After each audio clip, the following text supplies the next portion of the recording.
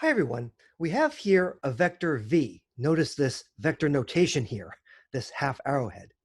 The vector v can be represented in this Cartesian component form, where a is the horizontal component, b is the vertical component, and we surround these by angle brackets.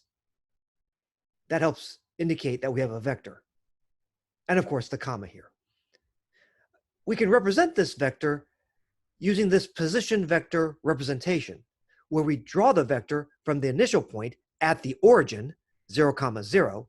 That's where position vectors start. The terminal point is at the point a, b. This is the classic way to represent a vector, although we have the right to move this vector around.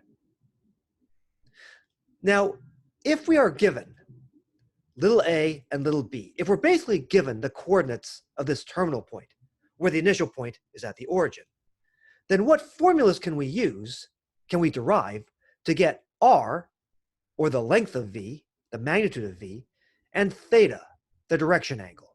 How do we go from basically Cartesian coordinates to polar coordinates for this point, this terminal point? So if we are given a and b in red, how do we get r and theta in blue? First of all, how do we get r, or the magnitude of v, the length of v? Well, we're given two side lengths of a right triangle, and these can be signed. Remember, a and b can be negative also. We could be in a different quadrant. We could even be quadrantal. But let's say, well, here, a and b are positive. They represent sides of a right triangle, the legs. How can we get this hypotenuse? From whose theorem? You know him, Mr. Pythagoras. So from the Pythagorean theorem, which is also related to the distance formula, right, r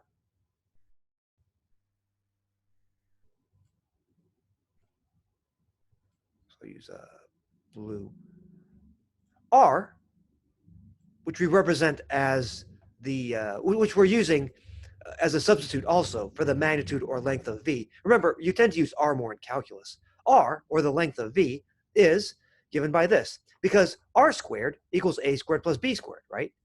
From the classic Pythagorean theorem, r squared equals a squared plus b squared. Or if you wish, you could use more generically x squared plus y squared. But here, a and b are particular values of x and y. Don't worry too much about that distinction. All right. And to find r itself, you take the non-negative root. Again, in chapter 10, we'll let r be negative. But for right now, in this chapter, r is non-negative. We zap the plus minus.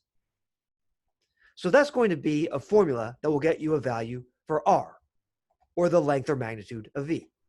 This length here, the hypotenuse. Now, how do we get the direction angle, theta? We're interested in theta.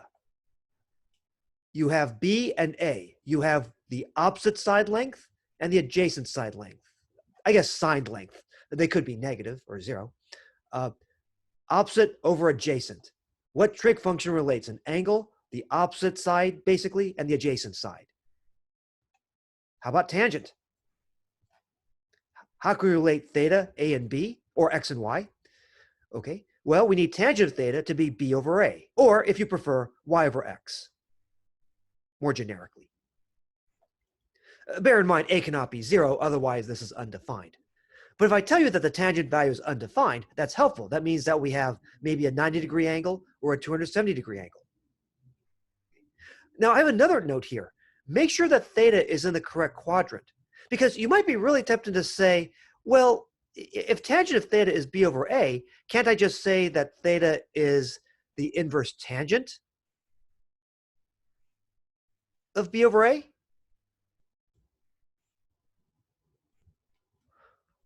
Well, it turns out that that's true if b over a is positive. Okay, so the statement that I have here is true if this thing in parentheses is positive. If this thing here is positive. But actually, if this thing is negative, then wait. Remember, the range for inverse tangent is basically from, in degree measure, from negative 90 degrees to positive 90 degrees. But wait a minute. we usually want our direction angle to be between 0 degrees and 360 degrees. So if you take the inverse tangent, if you have a quadrant 4 angle, then we actually don't want the inverse tangent because we don't want negative angles. So be very careful about using this inverse tangent notation. It's true that if the tangent value is positive, right, then we're either going to get an acute angle or 0 degrees. That's fine. But be very careful about using this inverse tangent notation. There can be some pitfalls. And also, you might end up in the wrong quadrant, as we'll see later on. So what we can say is this. We need that tangent of theta is b over a, assuming that it's defined in real, but also make sure that theta is in the correct quadrant.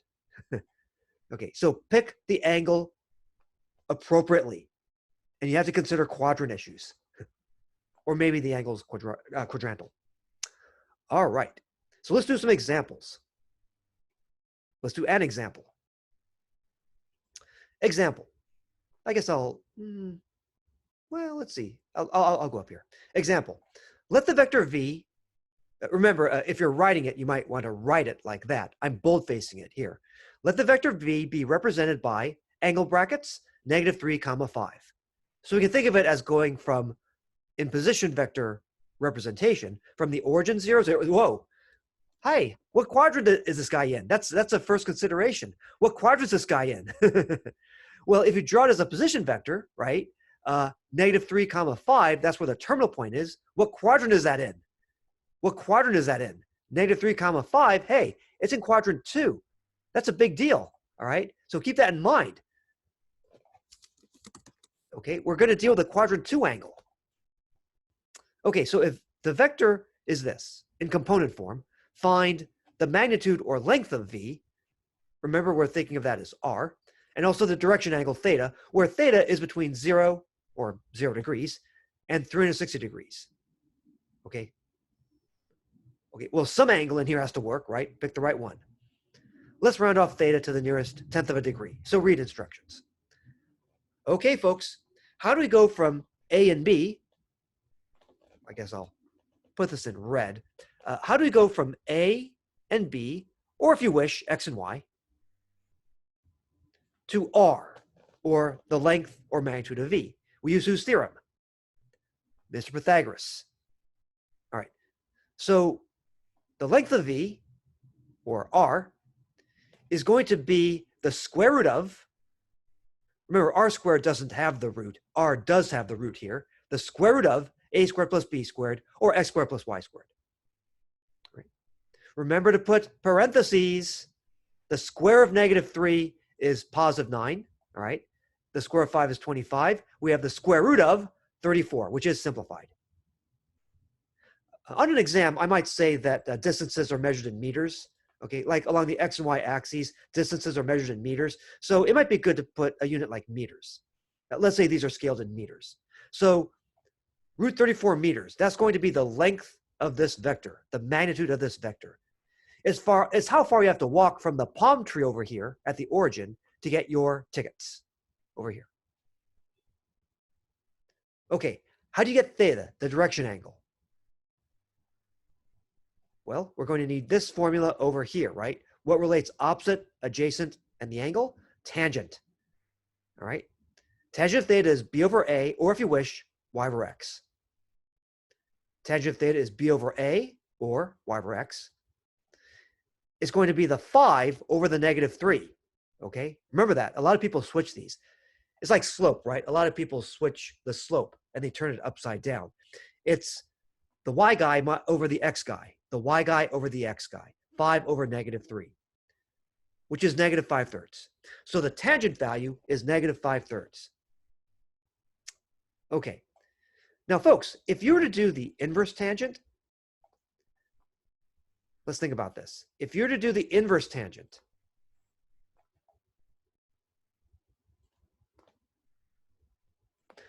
what's the range for inverse tangent? It involves what quadrants? Quadrant 4 and quadrant 1, right? This represents the range for inverse tangent. Okay, so now wait a minute, though. Wait a minute. What vector, as a position vector, what quadrant is our vector in? Remember? It's in quadrant 2. It's in quadrant 2. Uh-oh.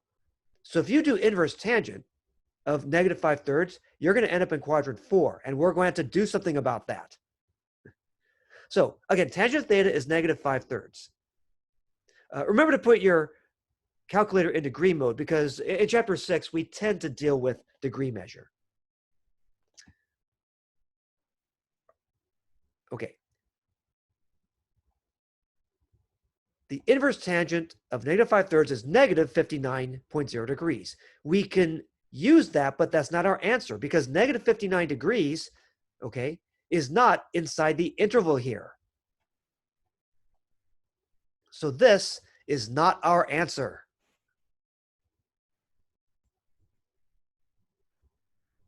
I'll put this in red. It's not the answer. In fact, it's not even in the right quadrant. It's not even coterminal. It's not even in the right quadrant. Where is negative 59 degrees, folks? Where is that? It's in quadrant 4. All right. Here's a picture. Okay, so here's the deal. Negative 59 degrees is in quadrant 4, right? I'll put that in red. He's the wrong guy, right? So negative 59 degrees, he's over here, right? We're going in the exact opposite direction we want to go in. We want to go in the direction of quadrant 2. We want to go in this direction. Okay. So what's an easy way of getting from this direction over to this direction in terms of angles? How many degrees do we add to the negative 59 degrees to get to this correct direction over here? We add how much? We add 180 degrees. It's like a politician doing a flip-flop. We're going from here, quadrant 4, to here, quadrant 2. Here's the picture. The calculator gave you, for inverse tangent of negative 5/3, it gave you negative 59.0 degrees.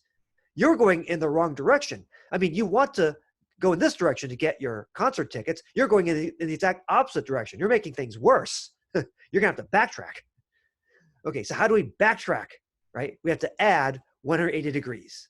Okay, and then we get in the right direction, we get 121.0 degrees to the nearest tenth of a degree. So this packet of information should be enough. Okay, I could have said, to get to your tickets, go 3 meters west and 5 meters north. I could have given you Cartesian directions, or I could have given you polar directions. I could have said, okay, so you want to go in this direction. If you have a compass, you want to go in this direction, represented by this direction angle. You're going to go northwest in quadrant 2 from the palm tree at the origin. And you're going to walk root 34 meters. That's between 5 and 6 meters, almost 6 meters. So you might want to bring your iPhone with you. Keep track of how far you've walked. All right, so there we've gone from Cartesian to polar, basically. Going from Cartesian directions to polar directions. Next, we're going to go from polar to Cartesian.